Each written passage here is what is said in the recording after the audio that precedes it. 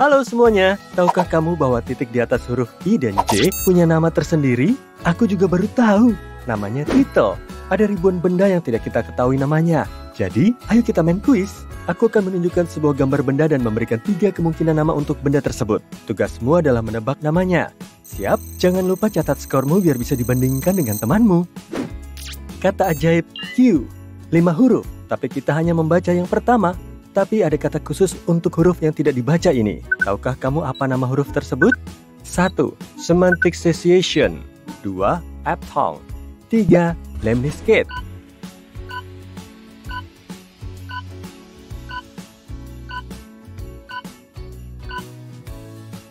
Namanya Aptong. Terus, apa arti kata-kata yang lainnya? Aku nggak akan memberitahumu sekarang. Kamu masih harus menebaknya nanti. Benda berikutnya adalah bagian putih di pangkal kuku. Apa kamu tahu namanya? 1. Lenyo. 2. Burleque. 3. Cornicione.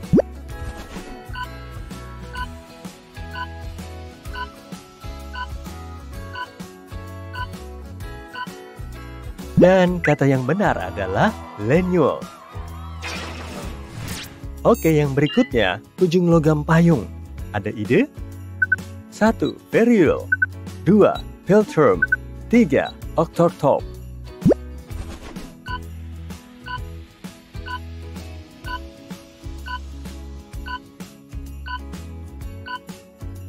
Periul adalah jawaban yang tepat. Payung berusia setidaknya 3000 tahun. Payung sudah digunakan di Tiongkok kuno dan Mesir kuno.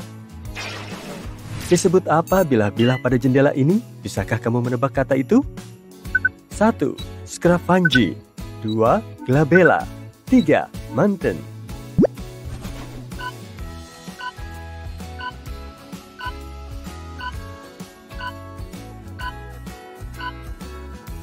Namanya mountain. Berikutnya ujung plastik atau logam pada ujung tali sepatu. Apa tebakan terbaikmu? 1. Eaglet. 2. Wemble. 3. Griffinage.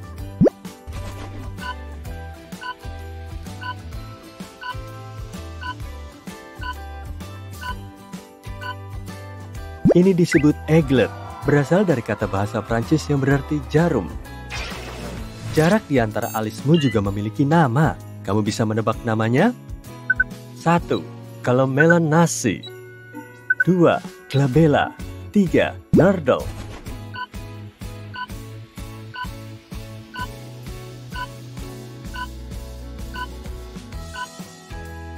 Dan jawaban yang benar adalah glabella. Tahukah kamu bahwa manusia bisa membuat lebih dari 10.000 ekspresi wajah? Selain itu, ekspresi wajah yang asli tampak lebih simetris.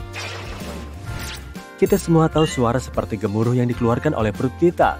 Apa kamu tahu sebutannya? 1. Vocables. 2. Wemble. 3. Dysenia.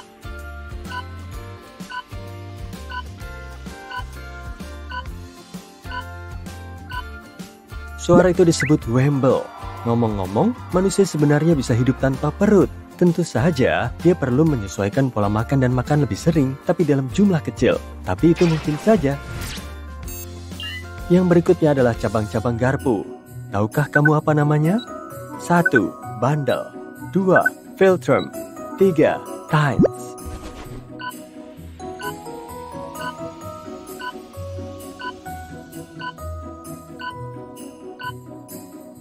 Gigi-gigi garpu ini disebut tines. Spanyol dan Italia adalah negara pertama yang mulai menggunakan garpu sebagai perkakas. Itu terjadi pada abad ke-16. Orang Prancis mulai melakukan hal yang sama 100 tahun kemudian. Apa nama simbol ini? 1. Octothorpe. 2. Albelus. 3. Petrichor.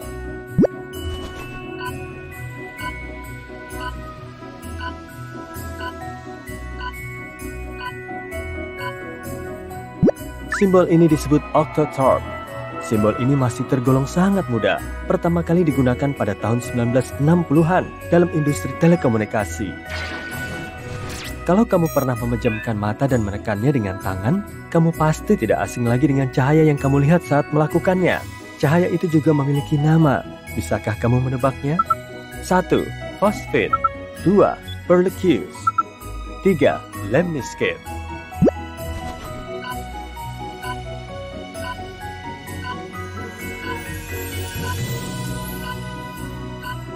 Ini disebut phosphin. Alasan kita melihatnya adalah karena mata kita tidak mati dalam gelap. Mata menghasilkan sinyal internal yang sangat lemah yang meniru cahaya. Nah, kamu tahu kan ada semacam meja plastik kecil yang di tengah-tengah kotak pizza? Ini digunakan untuk mencegah tutup kotak agar tidak menyentuh pizza. Tapi apa ya namanya? 1. Petrichor. 2. Griffonage.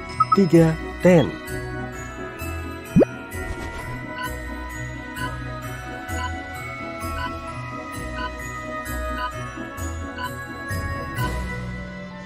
Ini disebut ten.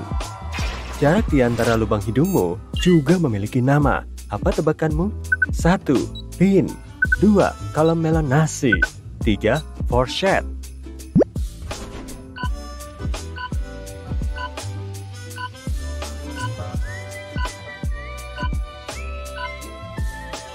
Ini disebut kolom melanasi. Tahukah kamu bahwa setiap orang memiliki satu lubang hidung yang dominan? Kalau kamu yang mana? Dalam beberapa lagu, ada lirik na-na-na atau la-la-la yang ada begitu saja dan tidak ada artinya. Menurutmu apa sebutannya? 1. Vocables. 2. Collywobbles. 3. Nibblings.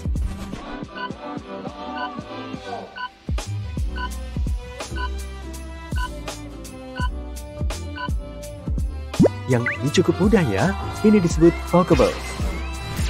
Kata berikutnya yang harus kamu tebak adalah nama untuk kombinasi tanda tanya dan tanda seru.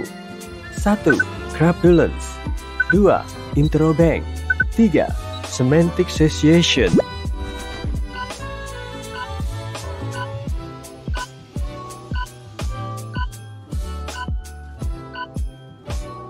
Simbol ini disebut interrobang. Kata ini menggabungkan dua kata intero berasal dari tanda tanya yang disebut juga interrogative point dan bang untuk tanda seru. Sekarang, sisi palu yang berlawanan dengan bagian yang kamu gunakan untuk memalu, apa namanya? 1. Pin. 2. Bruschetta. 3. Philtrum.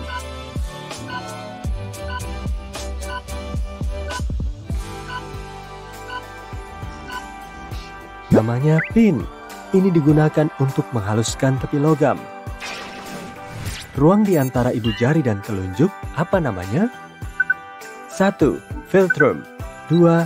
Bruschetta. 3. Perleque.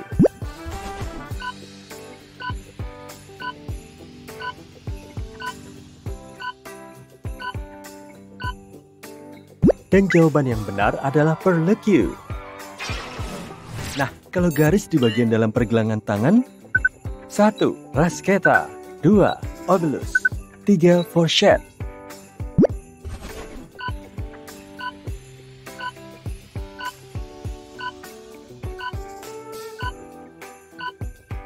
Ini disebut bruschetta. Ngomong-ngomong, telapak tangan kita itu nggak bisa menggelap karena matahari loh. Kamu tahu simbol tak terhingga? Ini seperti angka 8 yang diputar. Simbol ini punya nama tersendiri. Menurutmu apa namanya? 1. Obolus. 2. Lemniscate. 3. Petrichor.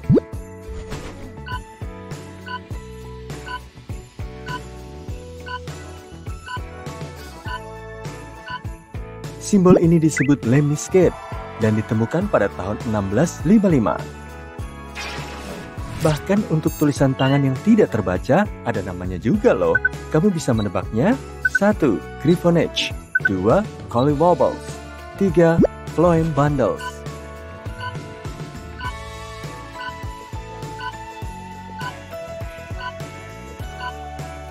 Ini disebut griffonage.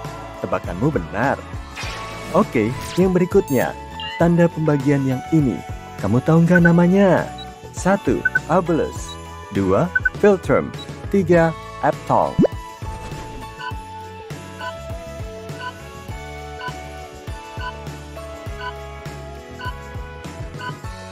Kalau kamu memilih obolus, kamu benar sekali. Ada juga kata yang menggambarkan aroma yang dihasilkan ketika hujan turun di tanah yang kering. Apa tebakan terbaikmu? 1. Desainia. 2. Petrichor. 3. Feruel.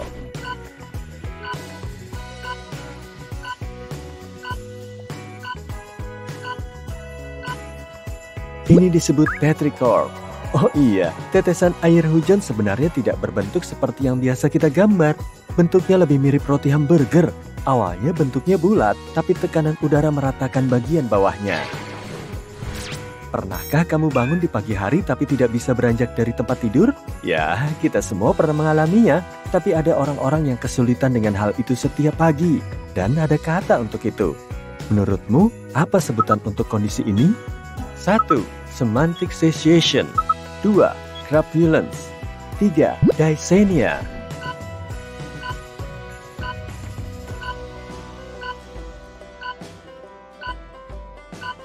Itu disebut dysenia. Oke, masalah umum lain, kamu makan atau minum terlalu banyak, dan sekarang kamu merasa mual. Menurutmu, apa kata yang tepat untuk menggambarkannya? 1. Crapulence. 2. Collywobbles. 3. Wemble.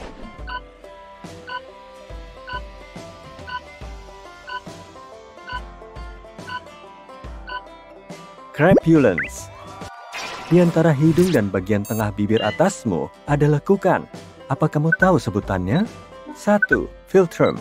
2. Glabella. 3. Egglet.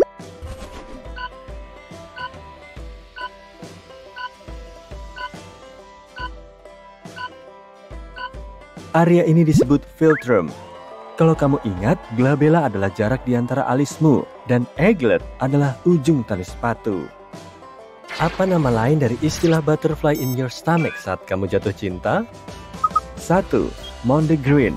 2. Semantic satiation. 3. Collywobbles.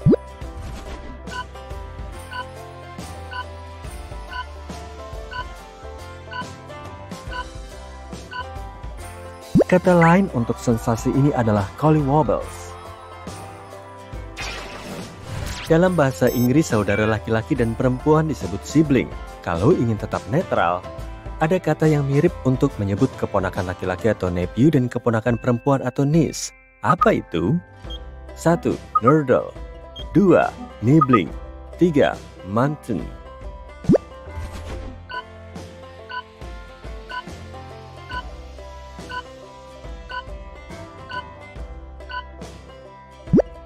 Yang satu ini juga mudah.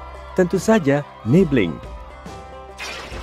Kamu tahu kan waktu kamu mengupas pisang ada serabut-serabut yang mungkin kamu singkirkan juga. Apa namanya? 1. Phloem bundles. 2. Mondegreen. 3. Scurry funge.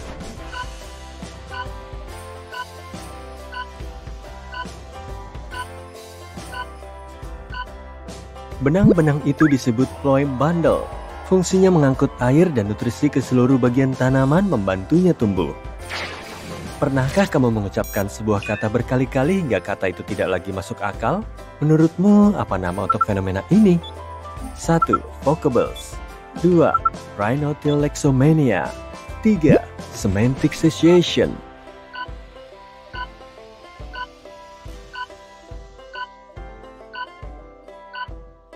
Hal ini disebut dengan semantic satiation, dan bahkan para ilmuwan pun belum yakin kenapa hal itu terjadi pada kita.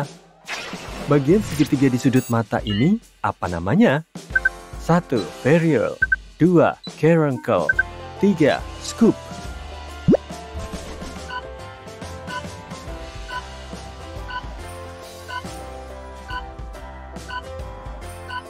Ini adalah caruncle, kulit yang menutupi kelenjar keringat. Dan yang terakhir untuk hari ini adalah selongsong kertas di cangkir kopimu. Menurutmu, apa namanya? 1. Zarf. 2. Mondegreen. 3. Appreciative.